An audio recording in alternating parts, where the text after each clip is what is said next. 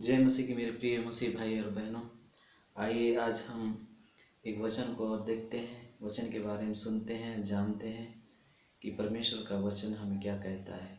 आइए हम परमेश्वर की दासी नीतू जी के द्वारा वचन को सुनते हैं और समझने की प्रयास करते हैं। तो आइए वीडियो को देखते हैं। Hello and shalom everyone. आज की इस वीडियो में हम बात करने जा रहे हैं कि कैसे आप परमेश्वर के थ्रोन रूम में बोल्डली, करेजियसली और कॉन्फिडेंस के साथ अप्रोच कर सकते हैं। कैसे आप अपनी दुआओं को परमेश्वर के सामने रख सकते हैं। कैसे आप बिना डर के और बिना गिल्ट के परमेश्वर के नज़दीकी में बढ़ सकते हैं। लेकिन चलिए एक स्टोरी से शुरू करते हैं। एक बार एक बहुत ही वेल्दी बिजनेसमैन होता है जो अपने बेटे को अपने ऑफिस में लेकर आता है और उसे सारी प्रोटोकॉल समझा रहा होता है। वो उसे बताता है कि जब यहाँ पर कोई फ़ोन कॉल्स आती हैं तो मेरी सेक्रेटरी उन्हें स्क्रीन करती है। अगर तो कोई अर्जेंट और इम्पॉर्टेंट फ़ोन कॉल होती है तो वो मुझे दे देती है, नहीं तो अपॉइंटमेंट देकर किसी और दिन के लिए बात फिक्स कर दी जाती है। यहाँ तक कि जब तुम्हारी मम्मा भी मुझे कॉल करती हैं तो उन्हें बताया जाता है कि मैं किस काम में बिजी हूँ। अगर तो वो चूज़ करती हैं कि वो मुझे इंटरप्ट करें तब वो फ़ोन कॉल मुझ तक आती है, नहीं तो वो भी मैसेज छोड़ देती है और मैं वापस उन्हें कॉल बैक करता हूँ। बच्चा ये बातें बड़े गौर से सुन रहा होता है। अब वो पापा उसको बताते हैं कि लेकिन जब तुम मुझे कॉल करोगे मैं तुम्हें अश्योर करता हूँ कि तुम्हें वेट करने की ज़रूरत नहीं है। जब भी तुम कॉल करोगे, जिस भी काम के लिए तुम कॉल करोगे, मेरी सेक्रेटरी मुझे डायरेक्टली तुम्हारे से बात करवा देगी। कुछ दिन निकल जाते हैं। अब वो बच्चा अपने डैडी को फ़ोन करता है और दूसरी तरफ से बात होती है तो वो कहता है हेलो डैडी। तो डैडी बोलता है यस बेटा, मैं तुम्हारी कैसे मदद कर सकता हूँ। वो कहता है कि डैडी कोई मदद की ज़रूरत नहीं थी, कोई काम भी नहीं था, मैंने तो ऐसे ही कॉल कर लिया था। तो डैडी पूछते हैं कि ऐसा क्या लगा तुम्हें। तो कहता है कि आपने कहा था कि मैं आपको कभी भी कॉल कर सकता हूँ और वो कॉल आप तक डायरेक्टली कनेक्ट की जाएगी, तो मैं तो सिर्फ एक बार देख रहा था कि क्या जो आपने कहा है ऐसा ही है। देखिए, जब हम परमेश्वर के वचन की बात करते हैं तो इस बात को हम जान लें कि परमेश्वर ने कहा है कि जब तुम पुकारोगे मैं तुम्हारी सुन लूंगा।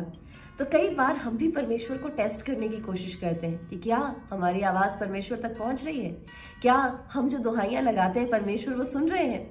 जब आप ज़बूर भजन संहिता 34 के 15 को पढ़ते हैं तो लिखा है कि परमेश्वर की आंखें सादिक लोगों के ऊपर रहती हैं और परमेश्वर के कान उनकी दुहाइयों की ओर खुले रहते हैं। यानी कि जब आप पुकारेंगे तब परमेश्वर सुनेंगे, जब आप परमेश्वर की दुहाई देंगे तब परमेश्वर अपनी मदद का हाथ बढ़ाएंगे।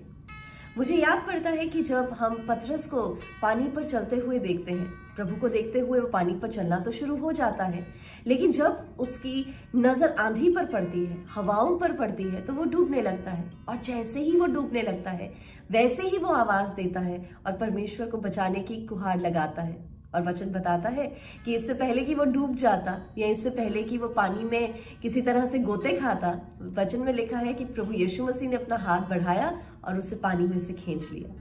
देखिए, इसका मतलब कि परमेश्वर में हमारे लिए वो कॉन्फिडेंस है, हमारे लिए वो हियाब है कि जब हम परमेश्वर को पुकारेंगे तो प्रभु हमारी सुनेंगे। और सिर्फ सुनेंगे ही नहीं, हमें हर संकट से, हर विपत्ति से, हर दुविधा से और दर्द से दूर करेंगे।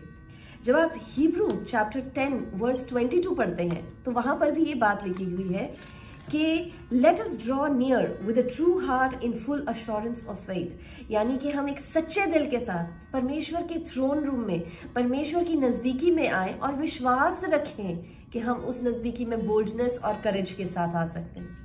अब देखिए, ये जो करेज है, जो बोल्डनेस है, ये इसलिए नहीं है क्योंकि हम राइचियस हैं, इसलिए नहीं है क्योंकि हमने बहुत बढ़िया कुछ काम किए हैं, ऐसा भी नहीं है कि हम डिजर्व करते हैं, पर ये उस खून, उस लहू, उस सैक्रिफाइस के वसीले से है जो प्रभु यीशु मसीह ने हमारे लिए कर दी है।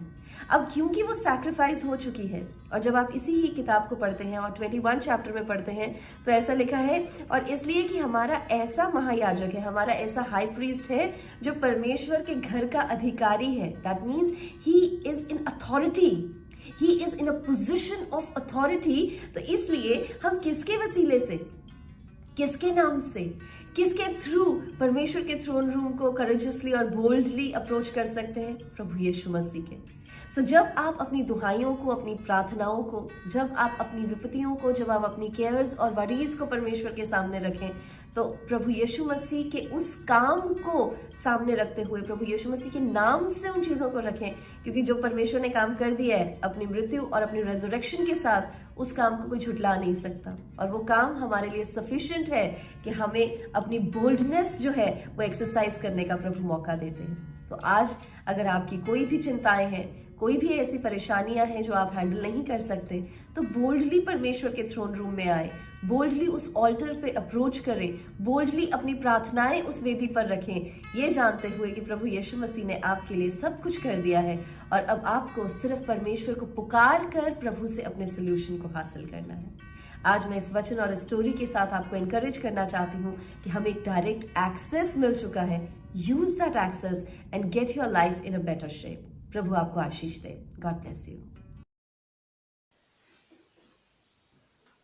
तो मेरे मसीह भाई और बहनों, हमें इस वचन से ये सीखने को मिलता है कि हमें जिस भी चीज़ की आवश्यकता होती है, हमें जिस भी समस्या का हल चाहिए होता है, तब हमें परमेश्वर को पुकारना चाहिए, उस खुदावंद को पुकारना चाहिए, ना कि किसी दूसरे लोगों को, क्योंकि परमेश्वर के पास, प्रभु यीशु मसीह के पास हर समस्या का हल है।